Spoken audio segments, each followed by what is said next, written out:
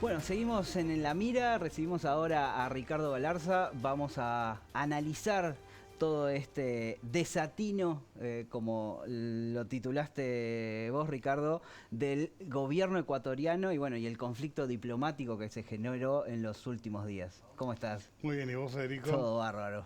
Encantado de estar contigo. Pues sí, creo yo que fue un gran desatino, ¿no?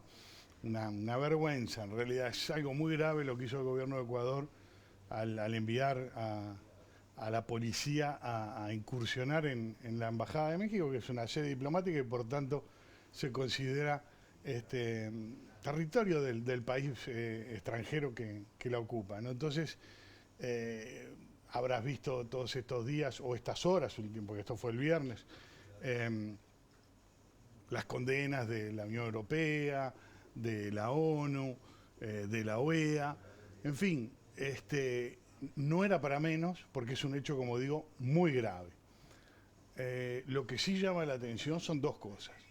En primer lugar, ¿por qué Estados Unidos se demoró tanto, primero en emitir siquiera un comunicado, y después en que su comunicado haya sido tan ambiguo, ¿no es cierto? Fue una cosa muy, a cargo de su vocero, fue una cosa muy, sin especificar, como lo hace el comunicado de la Unión Europea, que lo habrás visto, y el de España, ni hablar, condenando la actuación de Ecuador con nombre y apellido. En el caso de Estados Unidos no, y después combina rápidamente a las partes a resolver sus diferencias, como si esto fuera un tema de diferencias. ¿No? Me parece que faltó muchísimo de parte de Estados Unidos, sobre todo por su liderazgo en la región, una declaración contundente al respecto, ¿no es cierto? No la vimos. Eso, ¿de dónde viene la contundencia, digamos? ¿Qué es lo que nos permite ser tan contundentes en la evaluación de decir esto es un desatino, esto es una vergüenza? De la Convención de Viena de 1961, que establece la inviolabilidad de las sedes diplomáticas ¿Incondicionada, sin condición ninguna? sin condiciones. Exactamente. Porque hay algunos defensores hoy de Ecuador que dicen, bueno, Sí, no, cuando en realidad la embajada se mete en cuestiones que no son no hacen a la diplomacia, sino que ingieren sí. sobre, Lo bueno, que, ahí hay un... lo que yo he visto y lo que hizo también el comunicado de la Cancillería de Uruguay, que dicho sea de paso también es muy ambiguo, y tampoco es claro en este sentido de condenar a Ecuador sin cortapisas. Me parece a mí que aparte, y en esto que vos decís, en este matiz que vos estás mencionando y que lo han dicho algunos en Uruguay y en otras partes, pero sobre todo lo he escuchado mucho en Uruguay. Esto de que tuvo el comunicado de la Cancillería uruguaya de mencionar en primer lugar a la Convención de Caracas, antes siquiera de mencionar a la Convención de Viena. Ahora vamos a Claro. ver las dos. La Convención de Caracas lo que establece es que no se le puede dar, es sobre el asilo político, y no se le puede dar asilo, dice la Convención de Caracas, a alguien que está procesado por delitos comunes, ¿no es cierto? O sea que es una manera de, me explico, de poner el acento en el tema del asilo político y no en la violación flagrante que fue de la embajada. Es decir, no, pero el asilo se había hecho un mal uso, como dicen algunos del asilo. No, no. No se había hecho ningún mal uso de ese asilo. Es un ex vicepresidente, esto hay que dejarlo bien claro, ¿eh? Y esto no es política ni nada, porque mis análisis son, como vos sabés, absolutamente imparciales. Es un ex vicepresidente que fue juzgado, condenado y que había sido liberado después de cumplir la mitad de su condena por un recurso de habeas corpus, entonces ya había cumplido la condena, y que a la vuelta de, digamos, cuando se vio que no ganaba en la elección del año pasado el correísmo, o sea, el sector de Rafael Correa, y asume Daniel Noboa la nueva presidencia, o sea, un gobierno de centro derecha, para dejarlo claro, y un gobierno de centro izquierda. Lo que hacen es volverlo a imputar por un delito 7 años, por un supuesto delito, por un caso, mejor dicho, también de corrupción, 7 años anterior. No digamos nada, ¿no?, de persecución política, como dice el correísmo, pero sí llama un poco la atención. Y estamos hablando de un ex vicepresidente. Pongámonos en un ex vicepresidente uruguayo, juzgado por corrupción, y que después lo vuelvan a juzgar y lo vuelvan a querer meter preso. ¿Me explico? O sea, ponete en ese lugar. Ecuador es un país muy convulso, con una gran inestabilidad política. Los últimos 30 años se le ha pasado una inestabilidad política tremenda. Los únicos 10 años que no tuvo esa estabilidad política fueron los gobiernos de Rafael Correa, también sin defender nada. Esto es un hecho. Los 3 presidentes antes que él, ninguno terminó su mandato. O fueron destituidos o les dieron un golpe de Estado como a Lucio Gutiérrez, que son Abdalá Bucaram, Jaime Aguad y Lucio Gutiérrez. Y después de él ya vimos lo que pasó, ¿no? Lenín Moreno tuvo un estallido social en 2019, tuvo que, aparte por un aumento de las gasolinas que lo tuvo después que bajar, y Lasso terminó renunciando para que no lo destituyeran, claro, ¿no? O sea, es un país muy complicado. Entonces, ponerse del lado de Ecuador contra un país como México, con una tradición de asilo político, y no estoy diciendo que Uruguay haya hecho eso, pero digo sí que el comunicado fue tan ambiguo. Y esta traída de los pelos, perdóname que lo diga así, de la Convención de Caracas, me parece muy desatinado también. Yendo al caso uruguayo, horas después de emitido el comunicado de Cancillería, hay un tuit del viceministro Nicolás Albertoni que dice: a pedido del ministro Omar Paganini, me comuniqué con mi par de México para manifestar nuestra condena a la violación de la Convención de Viena de Relaciones Diplomáticas por parte de las Fuerzas de Seguridad del Ecuador en su embajada de Quito y manifestarle nuestra solidaridad. Sí. Hay como un intento de esclarecer y poner el énfasis en esa condena que muchos le pedían o le reclamaban al primer comunicado. Tal cual lo que decís. ¿Cómo lees vos la posición, más allá de los comunicados, de las comunicaciones, cómo lees vos la posición de Uruguay frente a esto? Y yo veo que ahí el viceministro trató de compensar, yo lo vi, ese tuit que vos decías, que tampoco, o sea, a ver, si tu comunicado de tu Cancillería se queda corto o no quedó claro que hay una condena firme a lo que es una violación flagrante del derecho internacional, que me parece a mí que debió haber sido más firme, bueno, entonces emitís otro comunicado. Pero el viceministro en un tuit, qué sé yo, sí le comuniqué a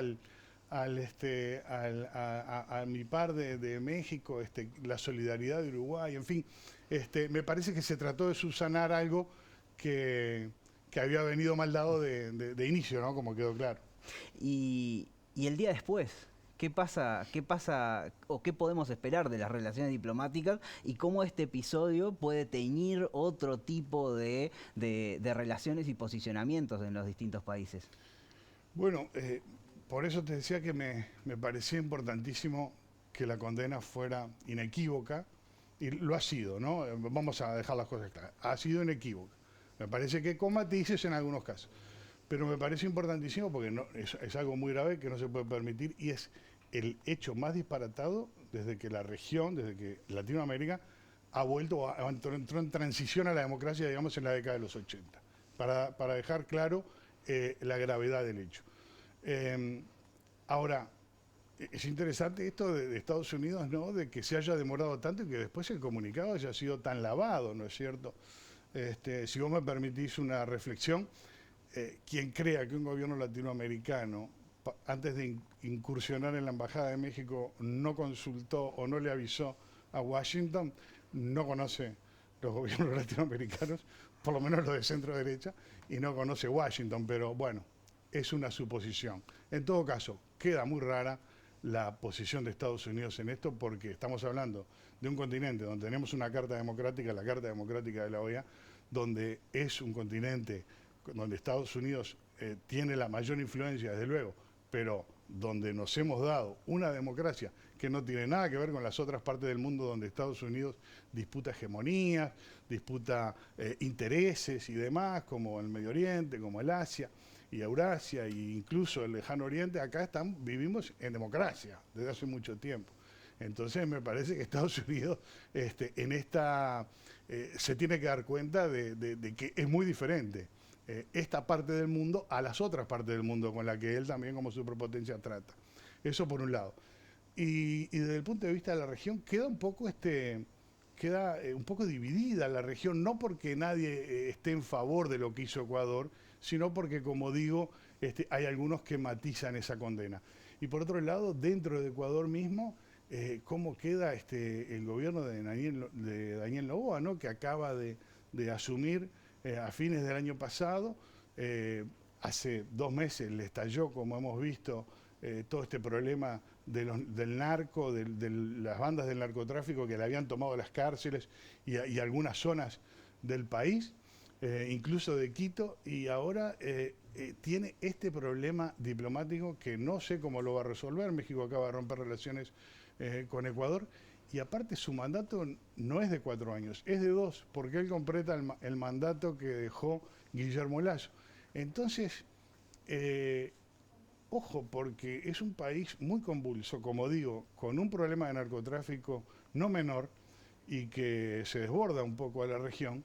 Y hay que ver entonces, hay que estar muy vigilantes a qué es lo que pasa ahí, hay que estarlo mirando con lupa a Ecuador. Había supuestamente resuelto, por lo menos, la crisis inicial esa con el narco, con aquella represión enorme que inició, pero está por verse todavía, de modo que es un problema muy grave en el corazón de Sudamérica, ¿no? Sí, aquella crisis de seguridad, digamos, habilitó al gobierno a tomar medidas que de alguna manera son medidas más de guerra, Sí. de guerra civil, del Estado defendiéndose, y eso marca atribuciones bueno, que se puede leer como una continuación, un proceso del otro, y como cierta escalada que pueda tender a un debilitamiento de la democracia tanto en Ecuador como en países de la región. Yo en ese episodio en particular lo vi como, me sorprendió, porque dijo, ¿te acordás que fue una cosa implacable? Dijo, tomamos las mismas medidas que Bukele, que Nayib Bukele, el presidente de El Salvador. Y realmente me sorprendió porque lo veía como un poco más moderado a Noboa. No sé si son sus asesores, porque él mismo, no sé si lo has visto en una entrevista o algo, parece un tipo más tranquilo, parece más moderado en lo personal, por lo menos. Pero con las medidas que toma y lo drástico que ha sido, y esto que acá, porque esto no fue una cosa fortuita, que se les escapó Jorge Glass, no, él O está, que alguien tomó alguna claro, libertad que no... esto estuvo planeado, le rodearon la embajada antes, él estaba ahí desde diciembre, es un ex vicepresidente, o sea, y esta es la embajada de México, no de cualquier país que, como digo, tiene una tradición de asilo político que la conocemos muy bien en América del Sur. Entonces me parece a mí que no sé si es él o sus asesores, pero es un gobierno de mano dura.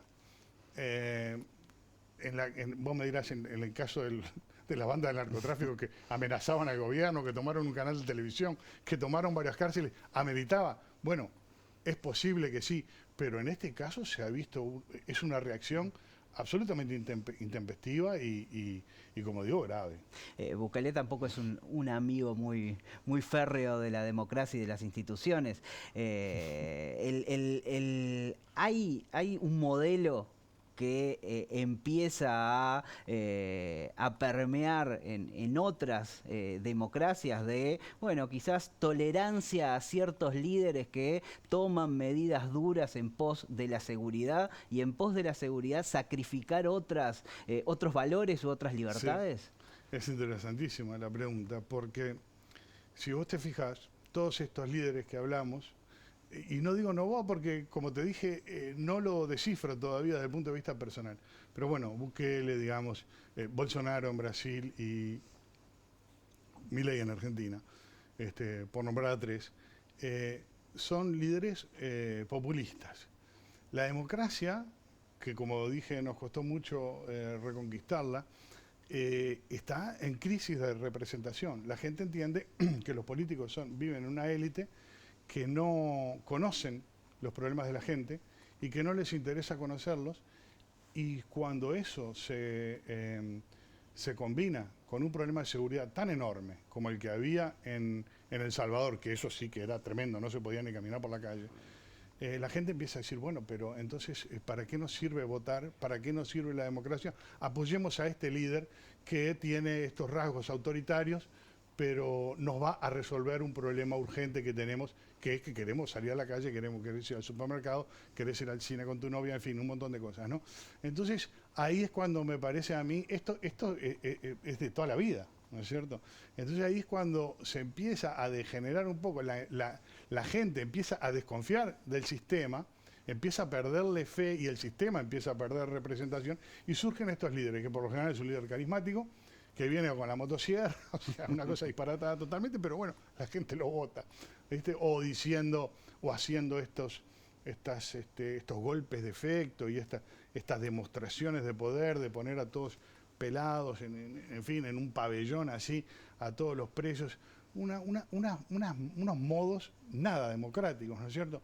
Sin embargo, la gente está dispuesta a tolerar eso, o en algunos países, y algunos sectores, en algunos países son mayoritarios, como en El Salvador, están dispuestos a aceptar esto para que le solucionen los problemas que tienen, que la democracia no les pudo solucionar, o que la democracia convencional, porque no digamos tampoco que Bukele es un dictador, es un autócrata, ¿no es cierto? Porque aparte tiene un problema y manda a los militares al Parlamento, imagínate si eso pasa acá, o sea, es un disparate, pero digamos que se ha hecho elegir, ¿no es cierto? No es que ha dado un golpe de Estado ni nada. Entonces son modos diferentes, son nuevas maneras de ejercer el poder de forma autoritaria, que hay que ver cómo lo combatimos, no sé si cómo lo combatimos, pero cómo lo resolvemos, porque es un tema que hay que resolver de la democracia, ¿no es cierto? Para mí habría que haberlo resuelto desde la democracia, pero en algunos de estos países, como estamos viendo, no es el caso de Ecuador, porque también Noboa fue votado, pero como El Salvador peligrosamente se acerca a ese tipo de autocracia que hemos visto en otras partes del mundo, ¿no? Muchísimas gracias, Ricardo. A ti. Y muchísimas gracias a ustedes por acompañarnos. Esto fue todo por esta semana. La que viene ya vamos a volver a tener a Gabriel en esta mesa. Así que bueno, los invitamos a acompañarnos nuevamente. Que pasen lindo y que tengan una muy buena semana.